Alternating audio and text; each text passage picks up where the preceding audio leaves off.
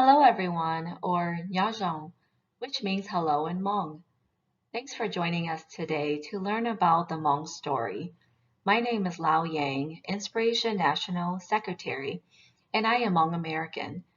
I will also be your tour guide in this exciting journey. Let's go ahead and get started.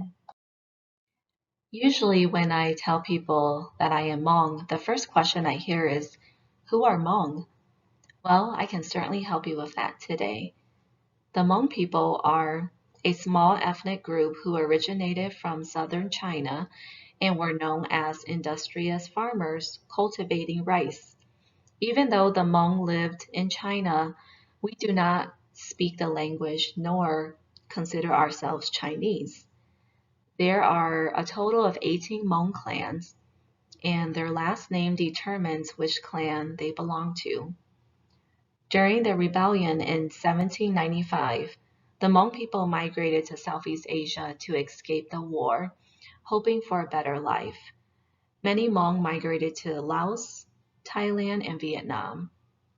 You can see a picture of a Hmong straw house on the top left-hand corner to see the kind of life they lived.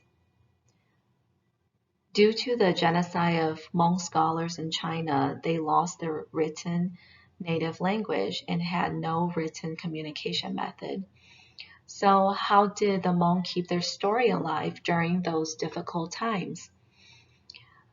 Well, if you look at the top right-hand corner, there is a story blanket the Hmong women sew to tell their story, passing it from generation to generation. As you can see on the blanket, there are people farming and raising livestock. The next chapter is the Secret War. Have you heard about it? The Secret War started in 1968 when the Hmong leader, General Vang Pao, who was a young soldier at the time, was approached by the American CIA to recruit Hmong soldiers into a secret operation known as a Special Guerrilla Units to prevent the spread of North Vietnamese communists to South Vietnam and Laos. In return, the CIA's private airline dropped off food monthly and most importantly promised the Hmong people a better life in America after the war is over. The men became soldiers and girls were trained as nurses and medics to care for wounded soldiers. So why was this war called the Secret War? It's because the Vietnam War coincided with this war, except it was kept a secret, as nobody knew about the Hmong people aiding the Americans until 1997. By 1973, about 50,000 Hmong civilians had been killed or wounded in the war, and then in 1975, South Vietnam and Laos fell to communists. Therefore, the Hmong people were forced to flee into Thailand. Next, we have the journey for freedom. By 1975, General Vang Pao's family, along with 2,500 other families, were airlifted from Long Chang, Laos to Thailand into the refugee camps where they live until they moved to America. Some Hmong families weren't as lucky, as they had to cross the Mekong River from Laos to Thailand using boats or a lifesaver floating object with children on their backs.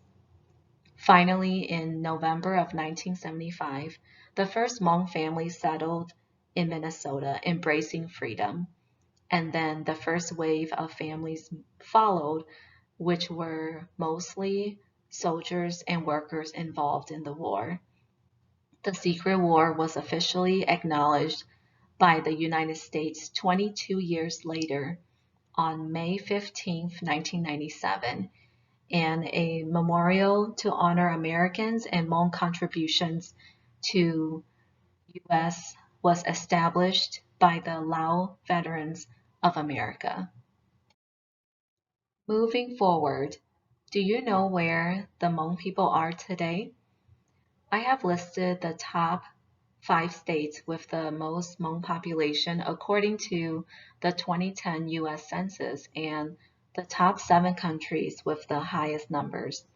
As you can see, California has the highest population, followed by Minnesota, Wisconsin, North Carolina, and then Michigan.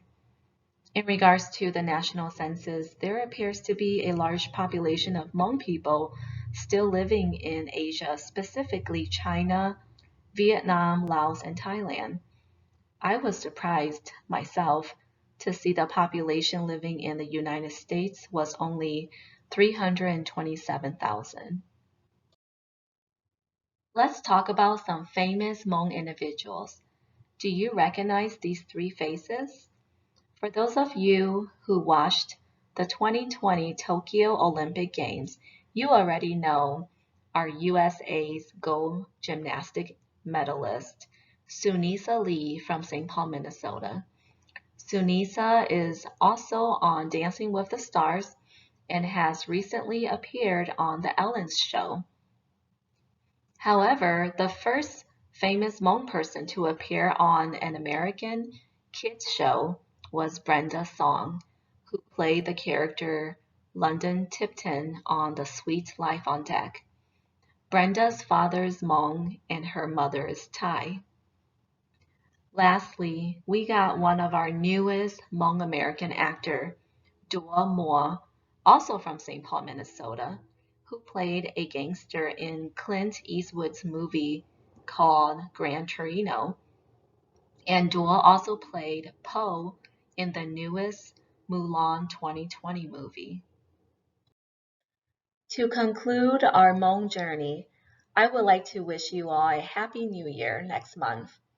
During the month of November is when the Hmong people celebrate the harvest season and celebrate the new year around the world by wearing their best Hmong clothes, serve their favorite dishes, and give thanks to their ancestors and various spirits.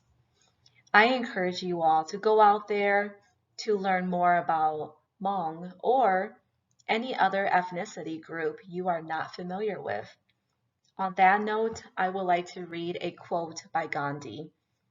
Our ability to reach unity in diversity will be the beauty and the test of our civilization. Thank you for your time today, and I hope you enjoyed this journey.